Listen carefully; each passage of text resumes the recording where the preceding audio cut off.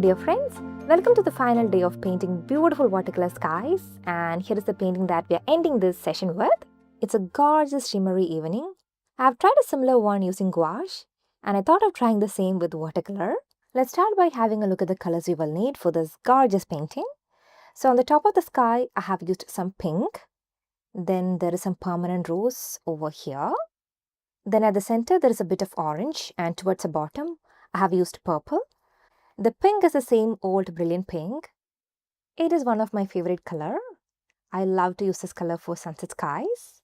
And I think you guys have seen it already. So that's the first color you will need for the sky. Now the second one is permanent rose. If you don't have permanent rose, go with crimson or carmine or any bright rose color. Now the third one you will need is violet. I'll be mixing some violet with rose to create a purple. And finally, you will need some orange. Okay, so these are the four colors you will need for the sky. You will need some pink, a bright rose, violet, and some orange. The next color you will need is some yellow. We'll be using this for the water over here at the center. And along with that, you will also use some orange, purple, and rose. Okay. Now, there are two more colors you will need, which is brown and Payne's Gray, which will be the colors we'll be using for the rocks. This one is permanent brown from Art Philosophy. It's another favorite of mine. And finally, you will need some Payne's Gray to add all the deeper tones and details. Okay, so that summarizes the colors you will need for this gorgeous evening. It's a really beautiful one. And I'm so excited that we are going to end this session with this gorgeous painting. So here's a closer look of all the colors you will need. Pink, permanent rose, violet, orange, any yellow. This one is cadmium yellow. Then some brown or burnt sienna and Payne's Gray. Now it's time to take a look at the various steps involved. As usual, we will start with the sky. We will go with pink, then permanent rose, then some orange at the center and purple towards the bottom. Okay, so that is just going to be a simple blend of these colors. We will also add a sun at the center when the background has dried up. And after that, we will go with the water. We will start at the center. We'll add some yellow and orange over here. Then onto either side, we will add some purple. And onto that layer, we will add some lines to introduce some texture and the water movement. And finally, we will add these rocks. For the ones at the center, which are closer to the sun, we will introduce some brown and some orange tones. And for the rest, we will just use Payne's Gray. Okay, so that's how it is going to be. It's a very interesting painting. Now let's give it a try. Let's start with the sketch. We need to add a horizon line and also some rocks at the bottom. So I'm placing my horizon line a little below the center of the paper. Okay. So we have the horizon line in place. Next, I'm going to add some rocks at the bottom. They can be of any shape and any size. You can add them wherever you want to. You don't need to follow the exact same shape or location. You can add them in different shapes and sizes. Some of them can be close to each other and some of them can be far away. I will add one more here. Maybe another one over here. Okay, so that's it. I have added enough of rocks. Maybe another one there. Okay, the sketch is ready. We already spoke about the colors, so make sure you have all the colors ready on your palette before you start. And when you have them ready, start by applying a coat of water onto the entire sky. Don't add too much. We only need a shiny coat. Run your brush in all directions just to make sure the coat of water is even. We don't need pools of water. Okay, so the sky is evenly wet. Now we can start to apply the colors. And for that, I'm using a round brush. This one is size number 8. The first color I'm going with is pink. It's a pastel pink. It's called Brilliant Pink from Shinhan. I'm using a brighter tone and I'm applying this on the top of my sky. See that? I have taken a good amount of paint and it is quite bright and vibrant. It's not too light. Next, with the same brush, I'm going to pick some rose. This one is permanent rose, again from Shinhan. And I'm going to apply that next to pink and I will blend them together. Maybe we can add in some more. And then towards the bottom, I will introduce violet. First, let me blend these two. Okay, so we have some pastel pink and a bright pink in the background. I'm taking more permanent rose and I'm adding that at the bottom. So the colors I have chosen for the sky is quite vibrant than the other ones we have tried. Now I'm going to clean my brush before I go with violet. There is one task that I need to do before that. And for that I'm picking some orange and I'm adding that at the center right over here onto that wet layer. Okay, we can add a bit more. So just introduce some reddish or orangish tone onto the background. That's where we are going to place our sun. We don't need a lot, we just need a little change in the color. Now I'm going to go back with rose, permanent rose, and I'm going to finish off the sky. Then gradually I will introduce some violet along the horizon line to bring in some contrast. You can see that orangish color at the center. That is something I really wanted for the sky. I'm adding more rose at the horizon line. And that's it. So that's our base layer. So we have a lighter pink on the top, then some brighter pink at the bottom, and some orangish tone at the center.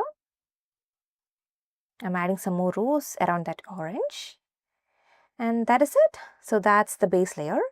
We're not done yet. Now I'm picking a little of violet and I'm mixing that with rose. So this one is more like a purple.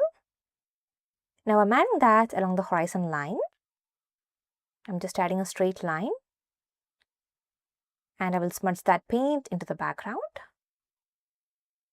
So go with a similar tonal value, don't make it too dark. Into the same rose you were using, you can add a little of violet.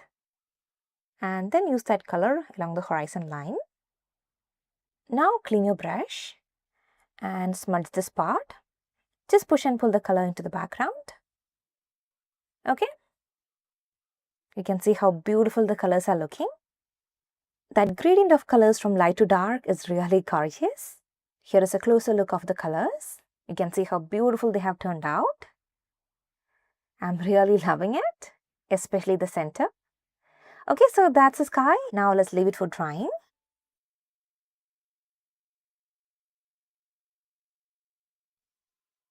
Alright, so the background has dried up. Next, we will add a sun at the center. And for that, I'm going to use white watercolor. If you want to go with gouache, that's totally fine. I'll go with this one. It is just white watercolor. Okay, so at the center, I'm going to add a tiny circle. The paint is super dry, so I'm adding a drop of water. Don't add a lot. If you add a lot of water, it will look transparent. Okay, so I have added a circle using white watercolor. Next into this, I'm going to add a bit of yellow. I'm going to use cadmium yellow orange. You can go with any yellow or yellowish orange. If there is a lot of paint on your brush, I mean white paint, you can wash it off. And then pick some yellowish orange or yellow. Now I'm going to draw another circle around the sun just to create a glowing effect. We don't want a clean outline for the sun. So just go with the yellowish color and add another line like this. Just follow that shape and add a circle. And that's it. So that's how it has turned out. Next, we are going to paint the water. We will start with the center. Over there, we will add some yellow and orange first. And then we will introduce some purple. Okay, so the first step is to apply a coat of water onto the background. You can use a round brush and you can leave the rocks. If you accidentally add some water or paint onto the rocks, that's fine. Okay. So go with any of your round brush and apply a coat of water. Don't add any water onto the sky. The colors will smudge. Alright, so the background is evenly wet. Now I'm going to pick some yellow first. This one is not a pure yellow, it's a yellowish orange. Now using that color, I'm adding a line at the center, right below the sun. Okay, you can spread that a little into the background. Now with the same brush, I'm going to pick a little of orange. And I'm going to add that next to this yellowish orange. Don't take a lot of paint. Take a little and try to leave some yellow at the center. And add orange onto either side like this. We need to see both the colors in the background. Okay. So there's some yellow and some orange. Next, I'm going to go with purple. So let's clean the brush and go the same purple we used earlier. Mix of permanent rose and violet. Add more rose and less violet. We want the color to be more bright and purplish. We don't want it to be too much into violet side. It is such a gorgeous color. Now from either side, I'm going to apply this color towards the center. I'm using a smaller round brush here because the paper is quite small. So it's good to go with a size which is 5 or 6 or 7. Now from other side as well. So just from the outer side, I'm dragging my brush towards the center. And that's how I'm applying the paint. I know at this point it is looking really messy, but don't worry about it. We are going to fix it. Just focus on adding the colors while your background is still wet. Then we will create that beautiful glowing effect in some time. Okay, so I have added purple. Now I'm going to dab my brush on a paper towel. And with that clean dry brush, I'm just adding some lines over here, just to give it a better look. The same we have to do from the other side as well. So push that paint into the center. You can see the difference it made. Be very gentle. We want to retain that yellowish color at the center, which falls right underneath the sun. That is really important. Okay, so that's how it has turned out. You can see the difference it made. Now we have to introduce more deeper tones into the background to give it more contrast and realistic effect. So I'm going to go with the same purple. This time I'm making it a bit more darker by adding some more violet. And I'm going to add that below the rocks first and also a little onto either side. So this will create the shadow underneath the rocks. And we're also adding some lines onto the background to introduce a texture. This will also bring in some contrast and will make that glow even more interesting. Now we have one rock at the center. Over there, I'm not going to add a lot of deeper tone. I will just add one small line, that's it. Now adding few more lines in the background. I cannot tell you how much I'm loving that effect here. Earlier, it wasn't this prominent because we didn't use any darker tones. Now it is really prominent as we made the colors more darker on either end. Okay, now I'm going to clean my brush and I'm going to pick a lighter tone of the same color. And using that lighter tonal value, I'm going to add some more lines onto the background. Our background is still a little wet, which is totally fine. But don't use a darker tone. Go with a color which is more like a medium tone and add a few lines onto the background. Don't add too many at the center. You can add them on either side and leave out the center. If you add too many lines at the center, we will cover up all the yellow and orange. That's why I told you to limit the lines at the center. I will add a few more, then we can leave this for drying.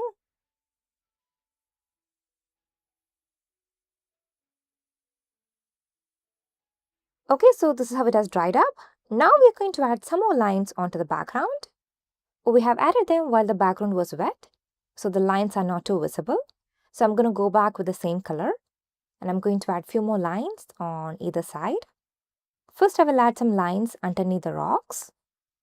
Then I will add a few onto the background as well. Go with a smaller brush or a brush with a pointed tip. We don't want those lines to be too thick and prominent. Okay, so simply add a few lines onto the background to create some texture. Otherwise, it won't look nice. And don't add any towards the center. Leave it as it is.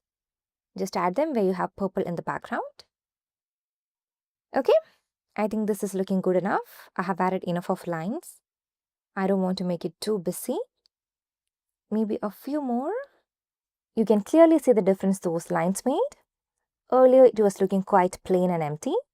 Now there is some texture and it looks like water. Earlier, it wasn't. Okay, so that is it. We are done with the water. Next, we are going to paint the rocks. For the rocks, I'll be using two colors mainly, which is Payne's Grey and Brown. I will start with Payne's Grey and I'm going to start with the ones in the outer corner. Maybe I will go with this one first, the bigger one. As they are small, we can paint all of them together. So first I'm adding some Payne's Grey towards the bottom. Just add them in a messy way. You don't need to put a lot of effort. Same goes to this one. You can start by adding a line at the bottom and define the shape of your rock. Then add some more onto the top in a random way. Okay, so that's the second one. Next, I'm going with this one here. In a similar way, I'm adding some paint spray at the bottom. Okay, now for this one as well.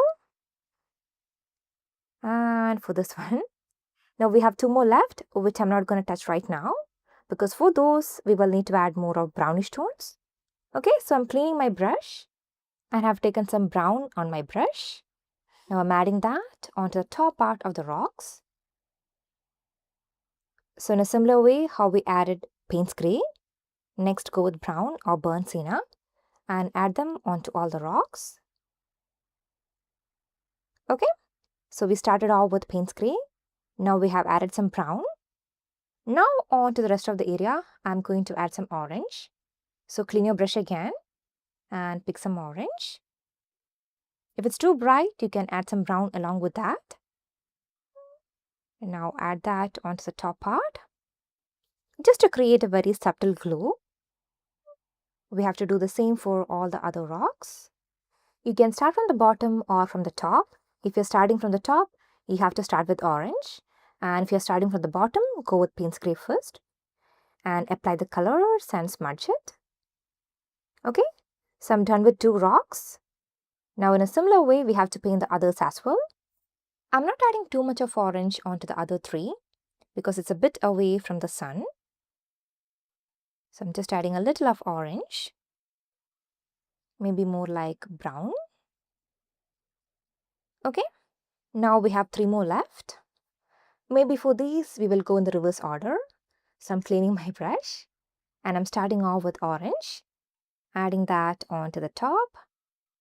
That's where we have the sun glow. Now dabbing my brush on a paper towel and switching to brown. Once you have added the colors, just smudge it. You don't need to put a lot of effort. Just a gentle smudge is all we need.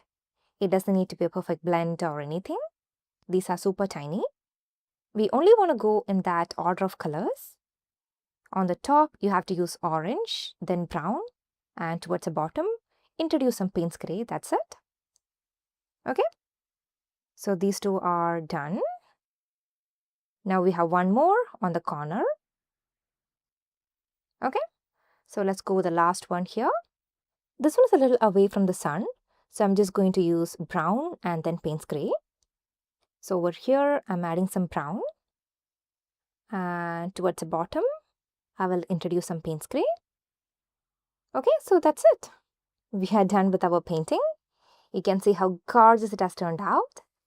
I'm loving that beautiful glow we have achieved here. I hope you guys are happy with your painting as well. Now it's time to peel off the masking tape.